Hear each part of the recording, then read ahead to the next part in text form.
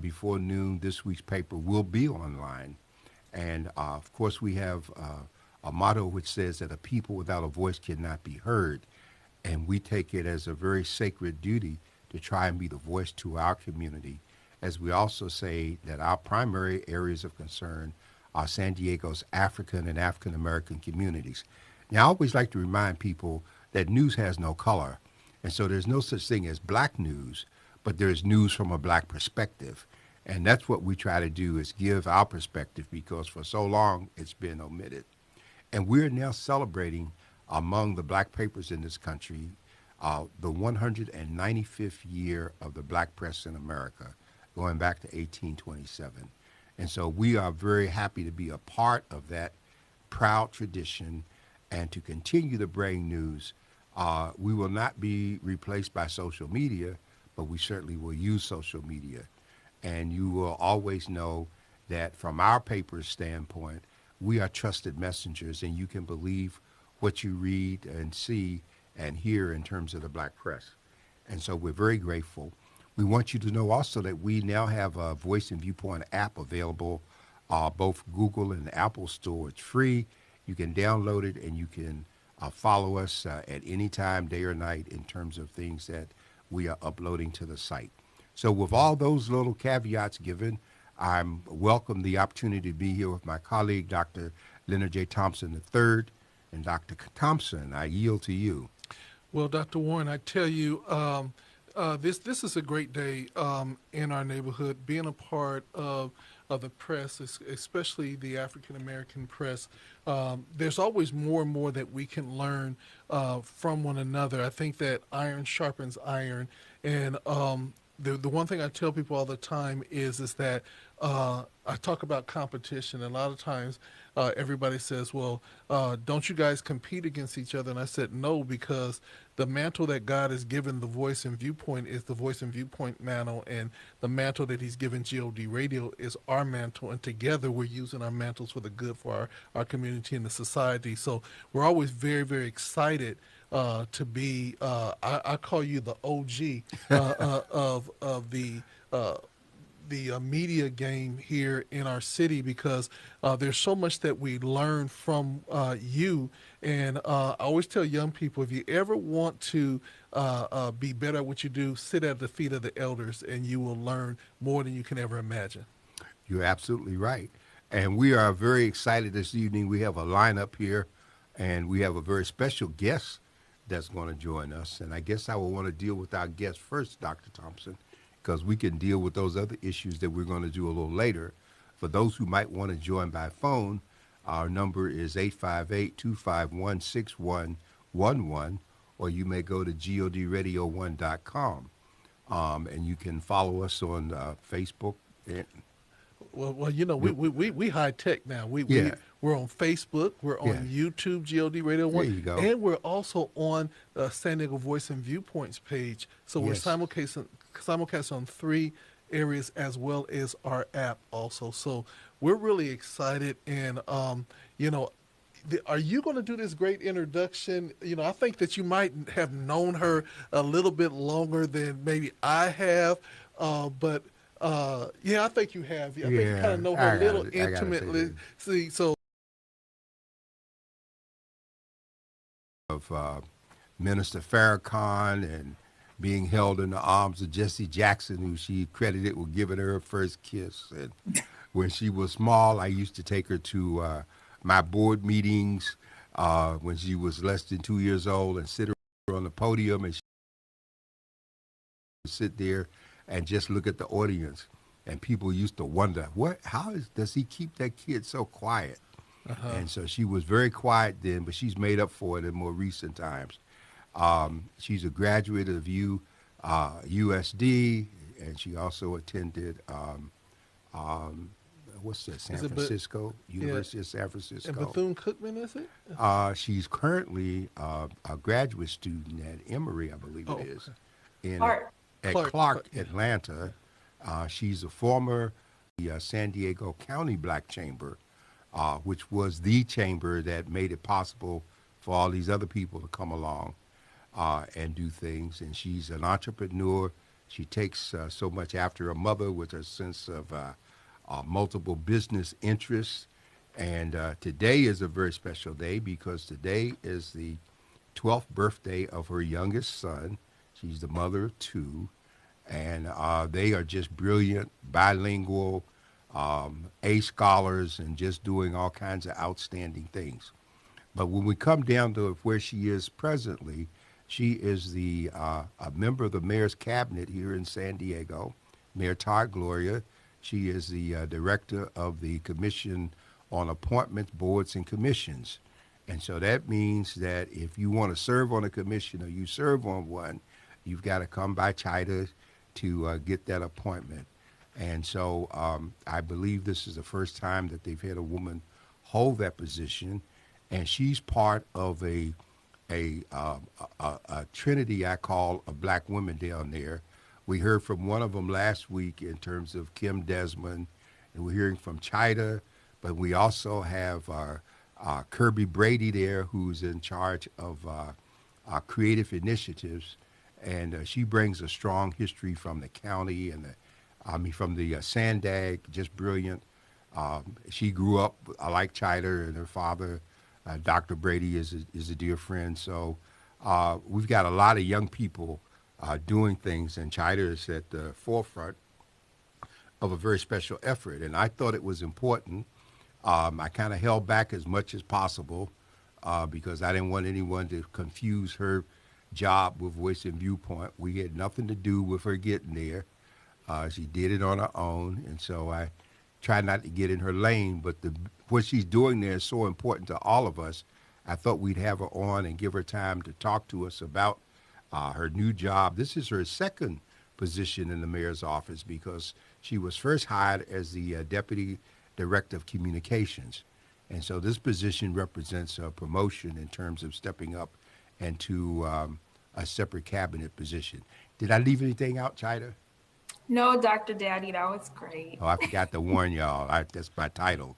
Yeah, Dr. Daddy. So I'm trying to get used to it. Okay. Well, Yeah. I'm gonna jump in here Yes. right quick because I like Dr. Daddy. I don't have that special title as of yet, but I want to say first of all, welcome to from the desk of the editor. We're so happy to have you. I basically want you to give people a little background of who you are and then the role that you're playing in the mayor's office, and then you go on the hot seat after you give us your introduction. So give us a quick dossier of who is Chida Warren, Darby Warren. I think Dr. Daddy did a wonderful job. I will take a lot of the credit I would give to he and my mom for where I'm at today because I grew up at the newspaper after school. I was just telling someone the other day, Dr. Daddy, that they were questioning me whether I really, could handle the job and all the administrative work. And, I remembered playing with your briefcase and all your letterhead from law school that you would keep stored in boxes. Like I used to play office with your briefcase and papers. I thought that was so fun. So, just learning, all of my administrative skills and multitasking and interaction with people and decision making and all those things, really started at the newspaper and watching your mom run all the businesses and create all the things you did for the city. So I'm a product of two amazing people. But yeah, I'm second generation newspaper publisher, still hold that title very dear, love all things Black media. Could do that in my sleep, really enjoy it. And everything else just kind of branched out from that. So, started developing a love for the community, saw my parents as servant leaders and, just always making themselves available to people and connecting and doing for others. And so that's where I learned it all. But I like to say that's who I am. Not Well, really you know sure what? else. I want you to say a word. I just thought about it as you were speaking, because you did spend time as the co-publisher of the paper following your mother's passing. But you had a very interesting project called Hadassah, and you were one of the first women to deal with sex trafficking. You did a major workshop at the Jacob Center that hundreds of people turned out to, Yeah. that brought people out who were both victims and perpetrators. And Hmm. you got them involved in that. And you had to change the name of the project because it ran into some trademark issues. But it was all about helping girls understand who they are. And so I just wanted to mention that because some of those things get lost as you build that resume. Well, and I gained an interest from it from doing the reporting at the newspaper. You know, article. This is around 2012. I started the nonprofit, and I remember reading an article at the time that 63% of the girls that were trafficked were African American. Yet no one in our communities was talking about that. And I'm like, that's a pretty big number. When people think about trafficking, they're usually thinking about international issues, or they were at the time.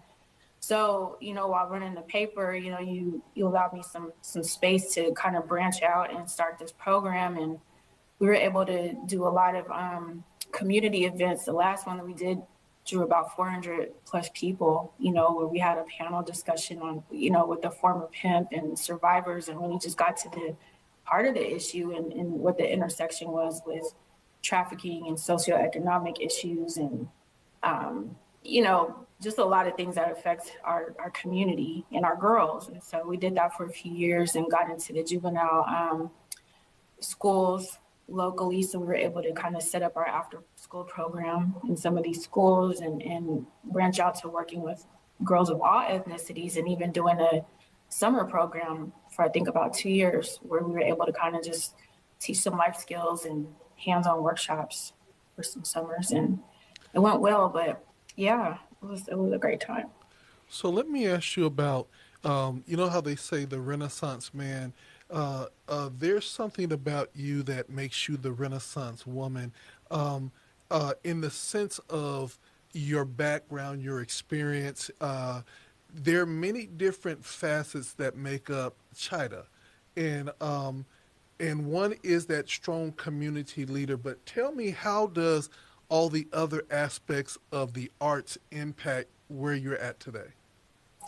Man, again, I'll give that back to my parents. I began loving the arts as a child. They allowed me to get involved in arts very young. So I was doing ballet and things like that. I was the only Black girl in a lot of my ballet classes and theatrical productions and stuff like that. So I remember Saturdays, I'm taking me all over the place to let me participate. But, you know, I remember kind of being exposed to some of this stuff more so from my dad's side where, you know, learning about photography and oil painting. I had a love for oil painting. And so everything that I had an interest in, they allowed me to explore it. Instruments. I played 3 instruments coming up. So there was really no limit to me expressing myself creatively. And I just really held on to that.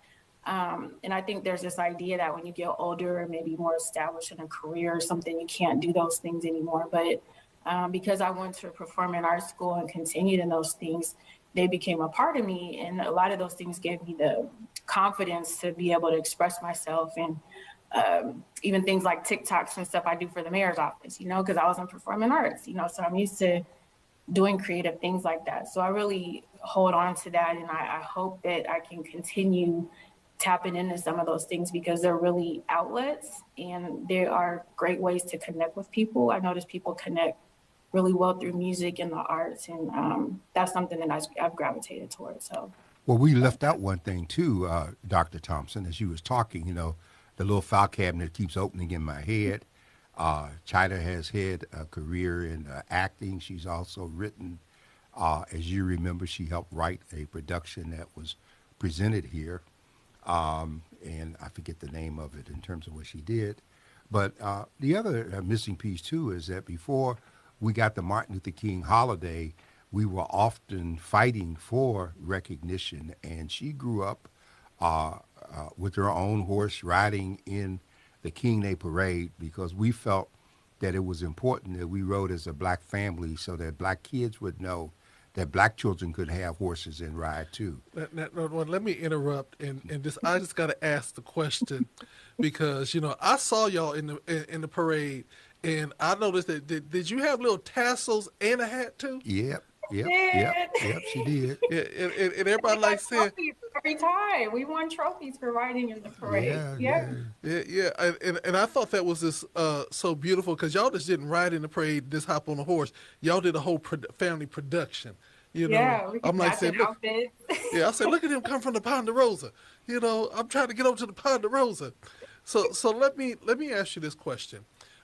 You've been doing a lot of things in publishing and writing and things of that nature.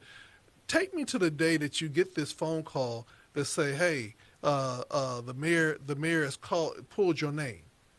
Oh my gosh. I was writing a paper. I had enrolled in Clark Atlanta, was waiting for the campus to open up in person because when I tell you I was hightailing out of San Diego, I was checking the deuces and I was like, y'all can have it. I'm out of here. I want to be around some more Black folk. I want to go to this HBCU because when I was younger, my dad wouldn't let me go to one, and now I'm grown and I could do it. So I was leaving, and I was enrolled in their, am enrolled in their graduate program for African American Studies. So I was sitting on my couch, minding my business, chilling in Mexico, writing a 15-page paper, and my phone starts ringing. All these people are calling me, and they're like, some folks are looking for you from the mayor's office. And I'm like, from Todd Gloria's office. And I'm like, why? And they were like, your name's been floating, some folks want to talk to you. And I'm like, whatever.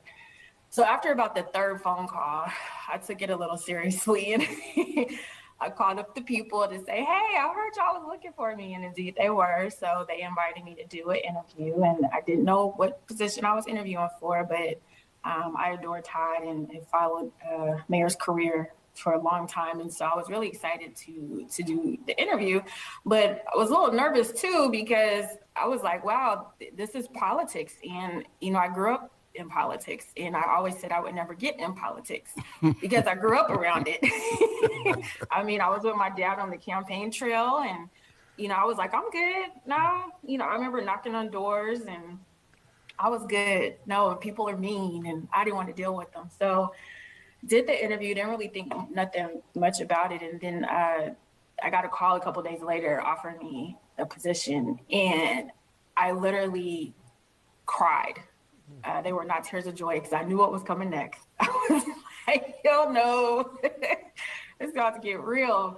But I prayed about it, and because my parents set such great examples, I knew that this was something God presented to me because he needed me in this capacity.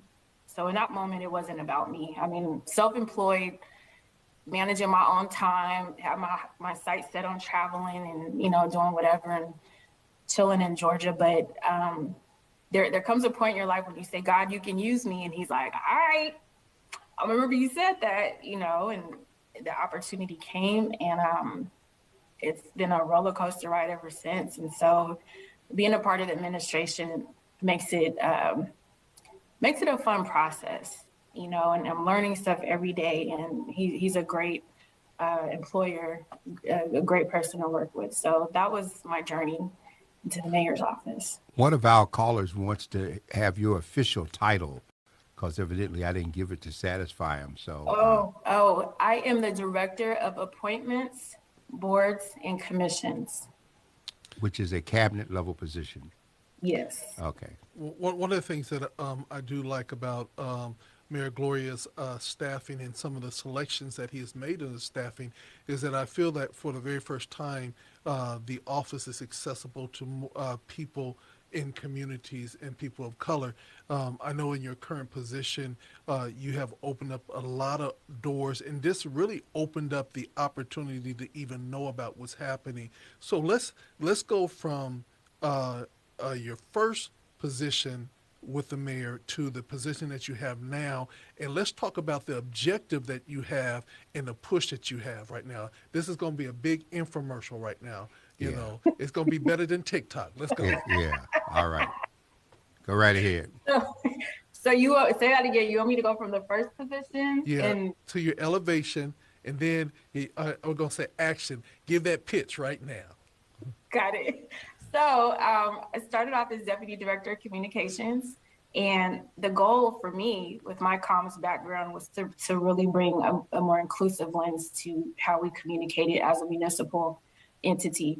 sometimes government communication isn't the best. It's not appealing to folks. They don't always want to know what's happening. But I said, you know what? Not everyone reads the Union Tribune or Voice of San Diego. We have a lot of community publications here. We have a lot of ways that we need to get our messaging out.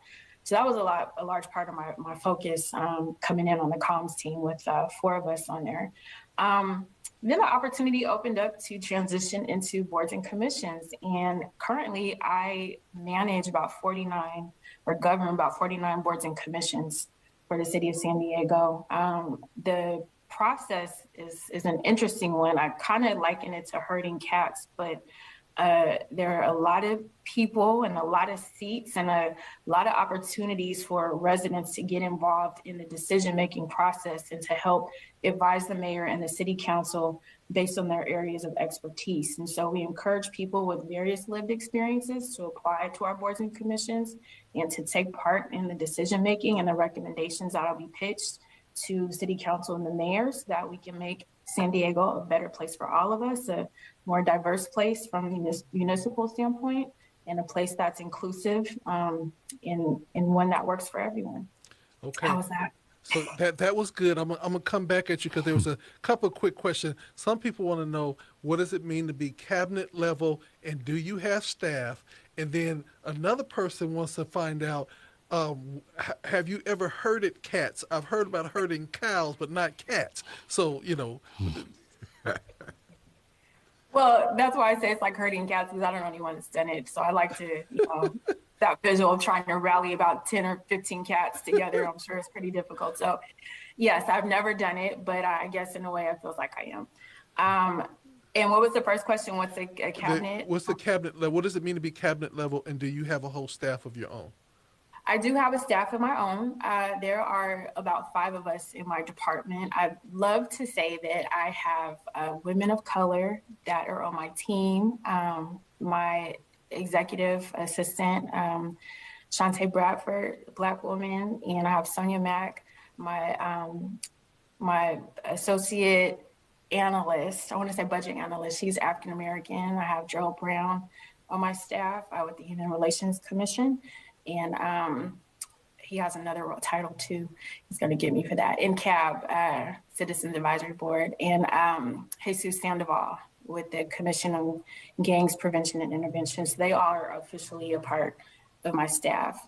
A cabinet position is when you are appointed. And so still have to go through the formal application process, but you are appointed in that seat where the mayor basically seats you in that position within his cabinet. So there are about 30 of us, and we call it a cabinet. There are about 30 of us that are within his cabinet. So we all got appointed to our roles, and we serve during the duration of his term.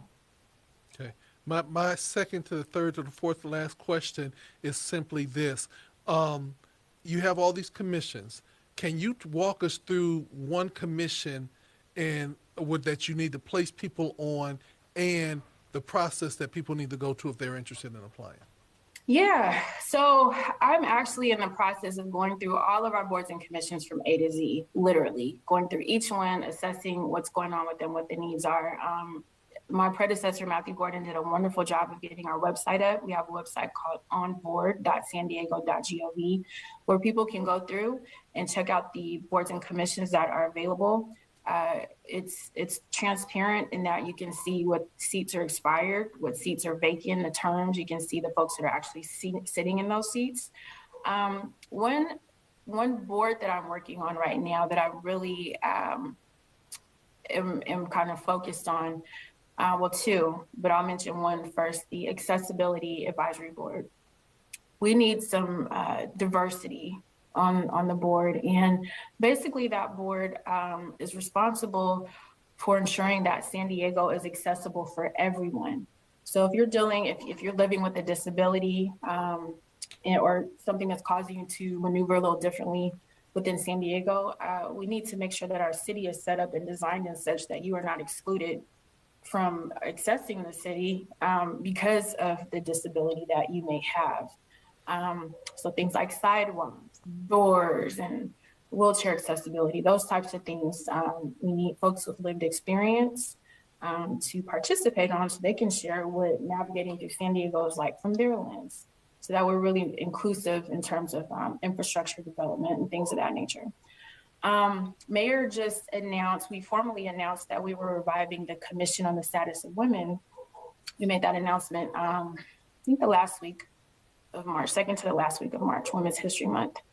So we are bringing that back. The commission has been dormant for some time, probably since 2012. I believe the Faulkner administration was trying to revive that and did not, but we have officially done it. And so we're going to be accepting applications for that commission. And that commission will deal with pretty much advising city council and mayor on the various concerns and needs of women in San Diego. So those are my pitches. Okay. Dr. Thompson, and you give me a little more volume. Okay. One of the things here, too, as we look at the boards and commissions, I know they have a state entity. You have a state counterpart. And I understand recently that person from the state came down and, of course, they talked about the boards and commissions that pay a stipend because our boards and commissions don't pay.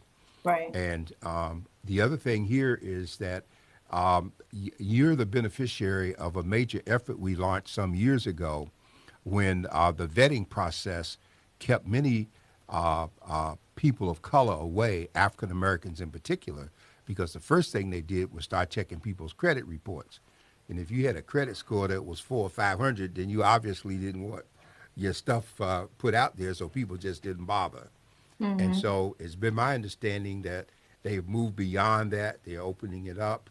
And what kind of response are you getting? Are some of us beginning to consider coming to apply? Yeah. Because I have this comms background and marketing background, I was able to realize pretty quickly that our department needed some branding help. And a lot of people don't realize we're only 3 years old, so we really haven't been around that long. But a lot of folks just didn't really know what we did. They didn't understand the importance of what we did. And another thing I really want to drive home is that even if you aren't appointed to a seat, it doesn't mean that you still can't influence what's happening. All these meetings, with the emergency order in place, we're meeting virtually. So folks can log in, they can listen in on these meetings. The meeting agendas and the minutes are public, and people can comment, they can participate that way. So it's not always about being appointed to a seat, but being able to even participate in the meeting process and offering your recommendations there. And just coming from a genuine place, I know people are largely attracted to paid seats, but to improve your city, I feel like you really have to have a servant's heart. It's not about money. I feel like the reward will come in a lot of ways. And if the motivation is just to be paid, I feel like it could wear off pretty quick, the serving aspect of it. And people should get started on their local level. I know folks want to go straight to the top. And yes, Secretary Catherine Rivera did come down from Governor Newsom's office, gave a great presentation. But you got to start somewhere with that experience, so it looks good if you've been able to serve at the local level and have an understanding of what's happening in your city before jumping to the state, which is my personal opinion. So. Can I ask you a question? Yeah. If you get on one of these commission, can you get like an ID badge where you can flip it out, and get a little extra special privileges when you get stopped by the police or something like that? You pop out, look, I'm on the commission. No. Yeah, no. You don't want to do that. Yeah, no. Not a thing. Not with this police chief. You don't want to do that. No. Also, China, one of the differences between the West Coast and the East Coast, and you grew up attending meetings with me, on the East Coast, these boards and commissions, they meet in the evening because you have working people that serve on them. Historically in San Diego, boards and commissions have met between 9 and 5, which means if working people want to either participate or have a voice, they got to take off from work. So is there any discussion about encouraging them to change the accessibility of the hours? I know Zoom has made a difference, but have you all kind of looked at what that is like? Well, we have noticed a change. I mean, the participation level has increased significantly, especially during the pandemic where, things went to Zoom and folks were able to chime in. Um, that very much was a thing. Right now, a lot of our, I'm not going to say a lot, but there are a decent amount of boards and commissions that do meet after 5. I actually just logged off of our youth commissions meeting. I was sitting in on that, where they got a nice presentation from the IBA, which is great. And so just, that meeting was at 6 p.m. But we are getting a lot of feedback from board members and commissioners that they are really enjoying being able to log in. Some are even advocating for hybrid meetings. And then we have these gas prices. So we really need to be mindful, like folks aren't really trying to drive too much of anywhere. But a fair amount of them do meet in the evening, and the ones that meet in the middle of the day, I'm still assessing, the background behind that. But then too, a lot of times if you are working and you're serving your employer, if they're aware, usually they would okay it. That civic engagement is important, and that's something you should be able to do, during working hours. So, we're still investigating everything, but definitely a great point to raise. Well, let me take it to one of these difficult questions. At least I'll be accused of showing favoritism because of the relationship. Oh, We've been watching the insanity of the County Human Relations Commission, and we know that a piece was passed recently, bylaws amendments that it can't be retroactive, but in the future they're going to virtually be able to put people off if they feel uncomfortable with any reference that they make. And we also understand from the standpoint of the city, we got two things happening. Kim was on to talk about equity and diversity, but of course we haven't heard from Gerald Brown with the city's Race Human Relations Commission. And it's very important because I like to remind people that the city of San Diego and the county of San Diego are two separate sovereign entities. And sometimes they get lost, which is different than, say, Lemon Grove, which is a general purpose city and is more under the county control than San Diego. So, mhm. has there been any membership appointments to your commission under Brown, or has their agenda reflected any of the concerns with the issue that's happening at the county at this point? There have been commissioners appointed since he's been there. We're very much aware of the issue, and we've talked about it internally. Our human relations commissioners have discussed it. They've been keeping their eye on the issue, and we're just kind of taking notes right now and observing the process. I know that situation, in my personal opinion, uh, over at the county was pretty layered. Um, it was a pretty layered incident, even how it came about, which is a concern of mine. But in a non-personal light, we are definitely observing and making sure that we're keeping our eye open to what's happening, and talking internally about ways in which we would address something like that, or what our take would be if something like that happened. But as of yet, we haven't had any immediate issues come to our doorstep about it. Okay. So one of the things I want to ask you, which is, we look at you as being a part of city government and a part of the mayor's cabinet, but it seems like in the positions that you share, you're, I won't say all over the place, but your experience is very wide, from the White House to the State House to the supervisors.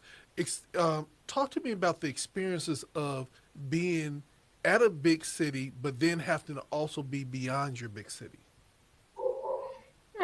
That's a good question. Elaborate on that last part. You Well, mean just in terms of? because a lot of things that I've seen you get involved with, Mhm, from trips to the White House to mhm. border issues to State departments, how because a lot of times when people think they work for the city, that's all they do. Yeah, So yeah. just give us a little snapshot of the things that expand beyond just our city that you have to be involved with.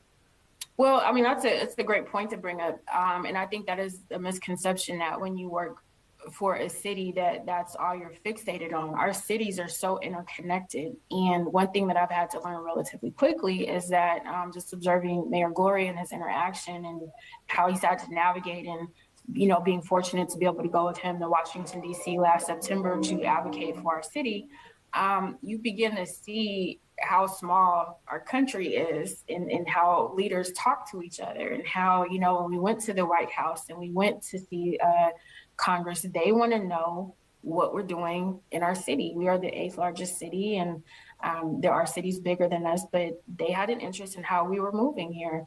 And so you really have to be connected to what's happening outside of your city boundaries, because it's going to affect you one way or another, even our border issues. We have a strong binational relationship with Mexico. And so just for me, for having a business background and loving entrepreneurship, that's fascinating to me in itself, because there are a lot of opportunities with Mexico and the different things happening there, whether it's from a traveling standpoint, living abroad, business.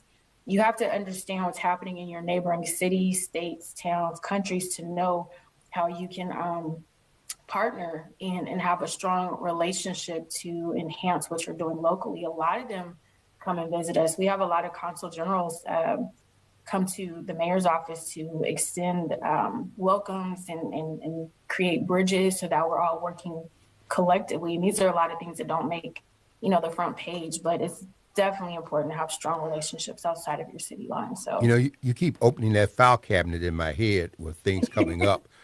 When you mentioned Mexico, and of course, your mother created the Black Chamber for San Diego. And we had an international relationship with the city of Tijuana. As you were growing up, you would be a part of those meetings when we would go over there. And then one of the big international chamber entities or efforts we had was the year that our chamber met in Miami, and we had a meeting with the Bahamian government. And part of our meeting was in Miami, and the other half was in the Bahamas, in Nassau. And so you grew up traveling to that. Now, but I don't want to mention also within the National Newspaper Publishers Association, when you were co-publisher, you also were part of a delegation to Algiers. Morocco.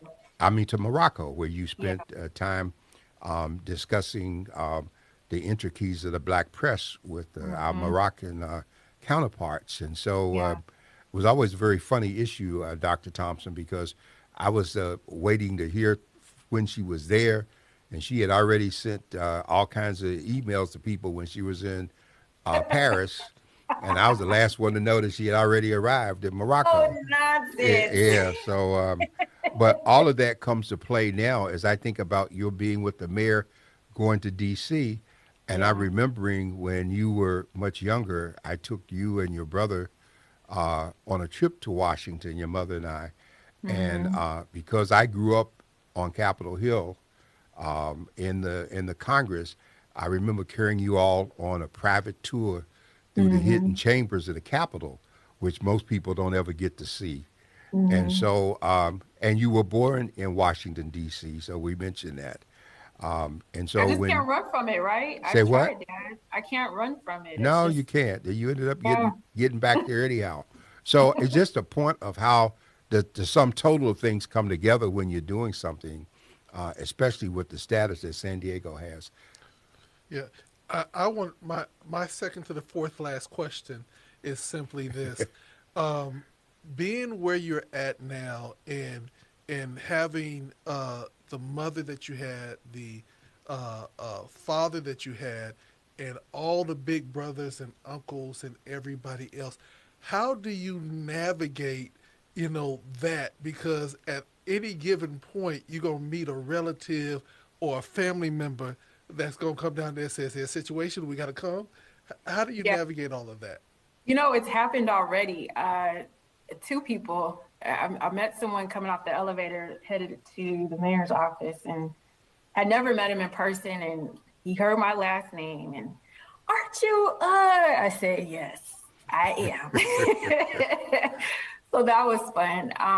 And then I had there was a commissioner that was just appointed that I've been talking to, and just a random phone call, and it threw me for a loop. And I shouldn't make this assumption, but it threw me because he's an older white gentleman, and I was not expecting him to say what he was about to say to me. He's like, doesn't your father own that newspaper? And I said, yes, sir. Like, where is this going? And he proceeded to just run down the list of folks that he knew that I knew, Vernon Sukumu and all these folks, people he had been with. And Dad, I'm gonna tell you who it is later.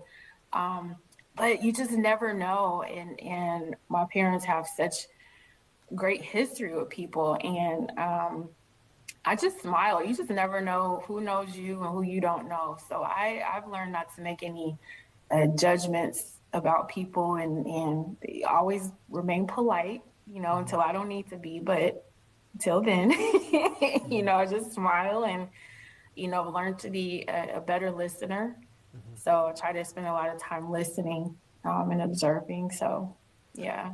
Okay, now this is my last question, and I'm gonna let Dr. Warren take it from here. Um, People see you do a lot of great things, and they see that you have run your private business. You have been co-publisher of the newspaper. You have a great experience, but there are two little people in your life that I think are almost taller than you now. I want you to end off with the mother side of you, and let's talk about those young men. Oh my gosh, my heart beats. Kevon and Cottrell.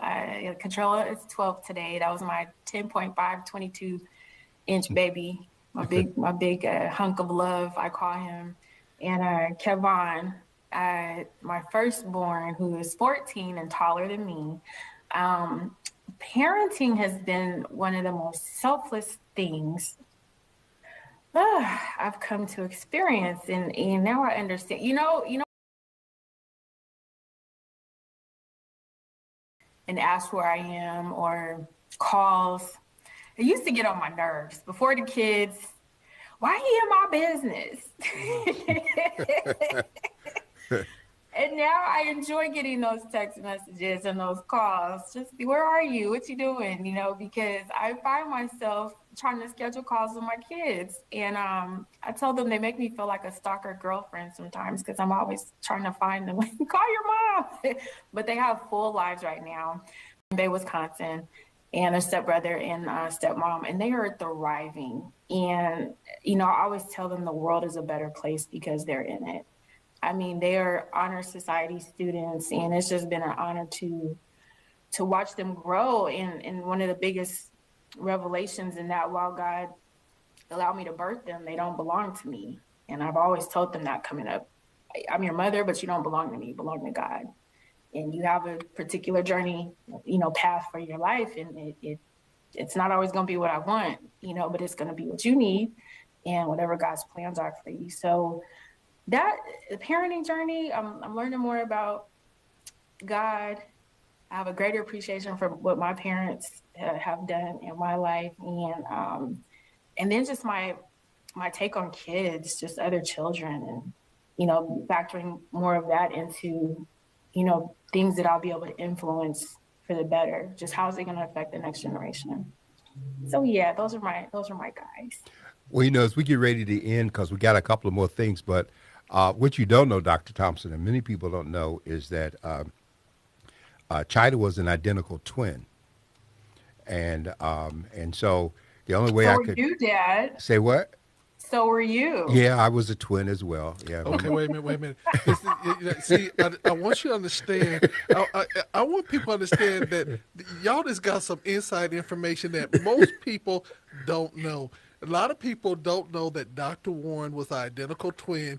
Yes, there's an identical twin. Uh-oh, y'all in trouble. So when y'all thought that it was just him, that I'm just gonna say, and then he said also China was an identical twin. So those some inside scoops. Well, my mother had two sets of twins. I have twin sisters now, and my twin and I were the first oldest set. Of course, we lost that one.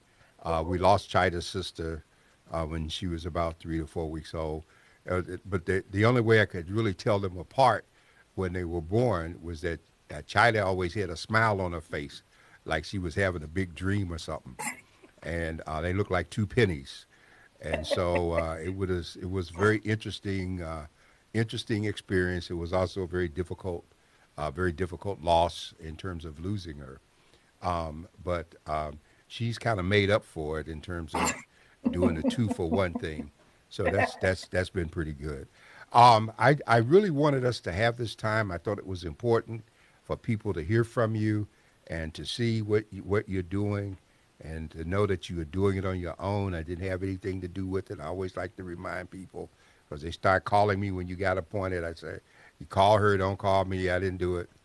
You know what, Dad? But you did. If I Yeah. wouldn't be here today if it wasn't for everything that you instilled in me and all those board meetings you took me to as a kid and, your examples. So yeah, you did have something to do with it. Oh, How about okay. that? Well, thank you. Old folks need appreciation, right? Uh, and You're so, seasoned. You're not old. You're seasoned. well, okay. Well, we want to thank you for being with us. We're going to shift gears because we got some real mean things to say about the world and some people right now, and we don't Oh want to do that Lord. on your parade. So, if you stick Thank, with us, thank you'll you. you'll hear some of Yeah. this. We just Thank want you, to Dr. say, Jackie. do you have any final words before we sign off? No, the biggest thing I'll just say is I hope people would keep us accountable.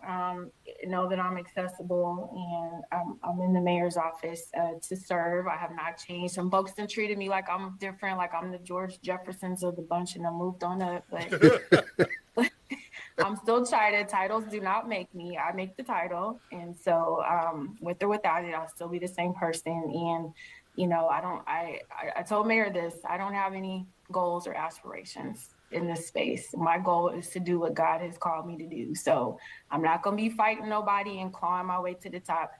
I didn't want to be here in the first place, but I'm here and I'm glad I am. I'm glad God chose me to be here. And so that, I don't have any ulterior motives, but to serve and to help make San Diego a better place. So you mean to tell me you still eat carne asada burrito and you don't want steak and lobster? Is that Yeah, what you say? wait. No, Now we no, no. go. She gets steak and lobster. We ain't even gonna discuss that part because she gets more steak and lobster than you and I, and at a better price. We ain't even gonna talk about where that comes Yes, from. yes. Yeah. Okay, but let us just say, China Rebecca, that we are glad that you were with us today, and we enjoyed this conversation. And I'm sure we'll hear some from the public. Some people will think we gave you preferential treatment. Let me tell them in advance we did. Yes. And we'll do it again if when we decide to. Yes, So that's one I of our appreciate privileges here. So we thank you, and Thank you, we'll be Dr. in Daddy. touch. All Thank you, right. Uncle Leonard. All Appreciate right. y'all. Have a All Big good right. brother, night. uncle. All Thank right, you. Bye, bye. Dale. Dr. Warren, I thought that was a real good interview. You dropped some nuggets that everybody feel like they got the exclusive on the twins. Now they gonna start thinking that is Dr. Warren got somebody else out there that we just didn't know? No, then they're gonna be like the guy in the movie said. I hope they weren't triplets. Yeah, Steven Seagal. He said, I hope they weren't triplets. yeah, So that's we're gonna good. have fun. One of the things I want to do, Dr. Thompson, in our time remaining, is I have an editorial this week that I've sent out to all of our papers around the country, over 230 some outlets, and some have already running it. And I want to read this editorial because I think it has a particular bearing. We just had an election yesterday that's going to be a runoff in the 80th Assembly District. We're 2 months away from the primary that's coming up in terms of June for California. And of course, we've got this battle with the Republican entity determined to stop everything. Fortunately, we have enough votes lined up in the next day or so to confirm Judge Jackson to the Supreme Court. But the behavior of people led me to write this editorial, and I want to read it to us. And it'll be available online tomorrow and in our paper. The theme is Lessons Republicans Can Learn from Ukraine. While Russia brought about 200,000 troops against the people of the Ukraine, the most impressive thing was not the number of the attackers, but the unity of the people who rose up to meet the assault on their culture and their way of life. The Republican Party here in the United States is much like the Russians, attacking a way of life without regard for life or property. The destruction of life and property is much like the assault on our democratic institutions, such as the fair election of a president of the United States, according to our own Constitution. Yet the Republicans, like the Russians, have no regard for anything that exists outside of their own marching orders. Just take a look at the hearings to nominate Judge Ketanji Brown Jackson to the United States Supreme Court. Like the Russians looking at the institutions and culture of the Ukraine, yet bent on destruction of the same with no regard for their values. The Republicans understand the value of the U.S. Supreme Court and the importance of those who serve. These same Republican senators have twice voted to confirm Judge Jackson to two courts. Yet this time, senators like Mitch McConnell and Lindsey Graham, who have voted twice for her in the past, refused to vote to confirm this black woman to the highest court in the land. To support their insanity, they created concepts like judicial philosophy, which have nothing to do with service. Interestingly enough, the Constitution does not even require that a Supreme Court justice be a lawyer. Just get confirmation. As the Russians left and are leaving the bodies of men, women, and children in the streets as symbols of the human carnage of their war crimes, so are bodies being left in the streets of this country as the result of mass shootings by weapons so many Republicans refuse to outlaw, like AK-47 assault rifles, which have nothing to do with the Second Amendment right to keep and bear arms. Yes, like the Russians, the Republicans do not care about the threat to democracy and the way of life it guarantees to all Americans. While some allow the use of bullets, others prefer voter suppression, the removal of polling sites, and penalties for eating or drinking while waiting in long lines to vote. The good news is that we, the American people, who still believe in democracy, our Constitution, and equality for all, like the people of Ukraine, can unite and fight the inhumane and conspiratorial conduct of our Republican Russians. Like the people of Ukraine, we must rally around democracy and fight with the weapons of our institutions and our votes to remove the Russians among us. Thank you. Wow. I tell you, Dr. Warren, I think that every week that we should be getting your editorials because you said a lot. We are still looking at gun violence, and every president, every year, it gets worse. And it just seems like every other country gets it, and when something like that happens, they ban stuff right away. There's no big discussion about it. It's just like done, gone. Now, ghost guns are here. They're going rampant. You know, I don't get why we have a problem with this saying, look, enough's enough. Well, we've moved on ghost guns in San Diego County, but you know, most people don't realize that there are more guns in America than people. Yeah. And we're the only advanced society that still has this whole thing going. And it's one thing in terms of where you live to have a Winchester on your gun rack, but you don't go deer hunting with an AK-47. You know, that's just designed to kill people. Mm-hmm. And so we just had this tragedy in Sacramento. In walking distance of the Capitol, 6 people killed, 18 or 12 people hospitalized. More gun violence. In the past 4 weekends, we've had all kinds of murders in our cities and on our streets, and yet we have members of the Republican Party pushing to get no permit, open carry gun laws in every place that they can in the country, taking us back to the pre-days of Tombstone, when Wyatt Earp and them had to make people hang up their guns just to come into town. Yeah, and the thing about this open carry state, now, my whole energy is that I don't know about you, but I've been in Texas. I rarely see black people open carrying. You don't. You don't see black people. And you know, the carry doesn't make a difference, a gun thing. Washington, D.C. back in 1978 imposed a restriction on gun sales. Mm-hmm. And so that you could not buy a gun in the District of Columbia, even to this day, I believe. But the people were able to go into Maryland and Virginia and buy guns. And so what happened was, the only people not armed in D.C. were the good folks, because all the crooks were getting their weapons from out of state. I told them I did have a scenario and a solution to the gun violence. You know, make all the guns free. This charge $10,000 a bullet. You know what I'm saying? And I think violence would go down. You know, if the bullets were so pricey, people would be trying to recycle bullets. You know, so I think that they would do virtual drive-bys and like saying, bam, bam, bam, you all got shot, but, you know, no bullets, but I need y'all to fall. Well, that's interesting, Dr. Thompson, because about 40, 50 years ago, I remember being in the Bahamas. And of course, being a part of the British Empire, the people wore outfits, but they didn't carry weapons. But in the islands, they passed a law. It was very interesting. And I don't know what happened to it, that if you got caught with a gun, you had a mandatory 5-year prison term before they tried you for whatever you did. Mm-hmm. And the guns were just disappearing like mad. But this gun lobby situation that we have, we still just getting around to trying people for the Florida mass murder, at the Marjorie Stillman school. And Yeah. so, we had all those kids that were killed in up north. And here we have people saying it didn't happen.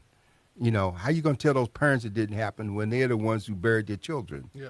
And it was very real. So this is just one of our issues that we're dealing with. I wanted to highlight the atrocities of Ukraine and show that here we are as a people, we are unable to pull together to even pass legislation for child care or school lunch. Yet so far, America has given more than $1.2 billion to Ukraine, but we can't finance a child tax credit for parents that have daycare. Yeah. So these are real issues, and we want to continue to keep putting them before us because it's not the Democrats refusing, but it's a lockstep Republican Senate that refuses under any circumstance to pass anything that the Democrats advance, whether or not it's good for the American people.